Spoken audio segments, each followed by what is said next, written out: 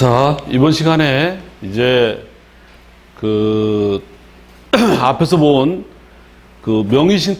부동산 등기 사건 뒷부분을 좀 더 말씀드리고, 이번 시간에는 사행위를 마무리 짓고, 그 다음에 아주 총정리 심화 사건 다음 시간에, 그리고 이제 점심 먹고 나선 이제 사후 이 강제 집행 절차와 도산 절차에서 생기는 문제들을 두어 시간 보고, 마지막에는 행정소송, 또 회사관계소송, 공유물분할소송에서 업무하면서 좀 필요한 내용을 따로 전달을 하겠습니다.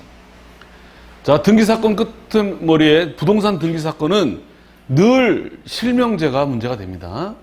세 가지가 있다 그랬어요. 양자간 명의신탁, 삼자간 명의신탁, 계약 명의신탁. 양자간 등기 명의신탁은 그냥 단순하게 등기를 바꿔놓는 거다, 이렇게. 명의 바꿔놓는 거. 이게 무효기 때문에 그냥 말소등기해서 찾아오면 된다. 말소등기. 그래서 이렇게, 물론 명의신탁이 적용되는 경우도 있죠.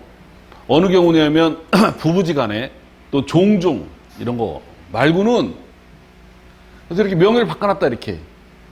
그럼 어떻게 찾아온다? 이 소유자가 이거 무효니까 말소해서 이렇게 찾아오는 거다. 이렇게. 이게 가능하다. 대법원 전납이체에서 이걸 허용할 거냐 말 거냐 논란이 많았는데 허용하는 거로 계속.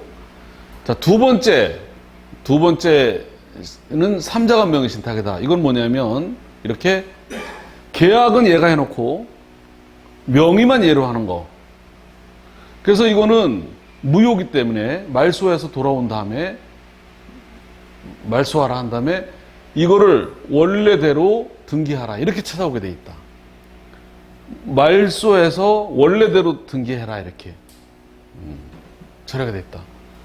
자, 이런 소송은 알게 되면, 이제 이런 명의신탁이 알게 되면 판사도 고발하게 돼 있어가지고 이 과태료 제재 이런 게, 과징금 제재 이런 게 꽤 나올 수 있다.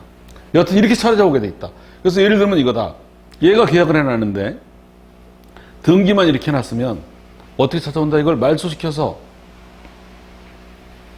돌린 다음에, 그 다음에 이거대로 이전 등기하라, 이렇게. 자, 마지막으로 계약 명의신탁은 뭐냐면, 계약도 얘가 하고 등기도 얘가 한 거다.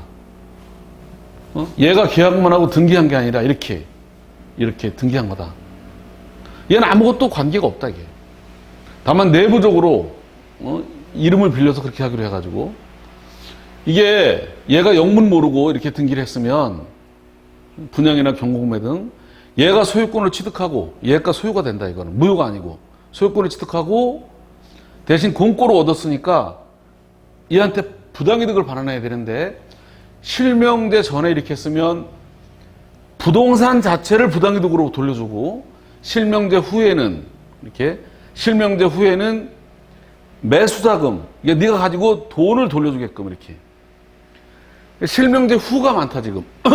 95년도가 실명제였으니까 생긴 게 지금 벌써 25년이 지나다 보니까 요즘 명의신탁은 다 네가 소유권을 가지고 그냥 돈을 돌려줘라, 이렇게.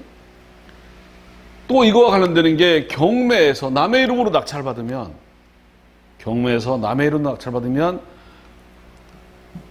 어디까지나 명의자다, 명의자. 누가 돈을 댔는지 상관없이. 그래서 명의자가 소유권을 취득하되 돈 대준 사람한테 부당이득으로 그 대금을 돌려줘야 된다. 소유권을 걔가 가지고 돌려준다. 자, 이거는 이제 이걸 토대로 있다가 이제 마지막 심화 사례. 자, 이걸 알고 있어야지만 뭐가 되는 거다? 지금 얘기한 거를 알고 있어야지만, 이 사람이 남의 이름으로다가 낙찰받았네. 자기 건데 내가 어떻게 채권을 받을 것이냐. 자, 이거로 끝내는 게 아니라 이걸 토대로 조금 이따 마지막 세 번째 시간에, 이런 경우에 이 사람 건데 남의 이름으로 낙찰받았을 때 이걸 어떻게 강제 집행할 거냐, 소송 제기할 거냐, 이거를 써먹으려고 지금 기초를 까는 중이다. 응? 자, 난도가 높은 거다. 그 마지막 3단계는 그 전 단계를 하고 있는 거다.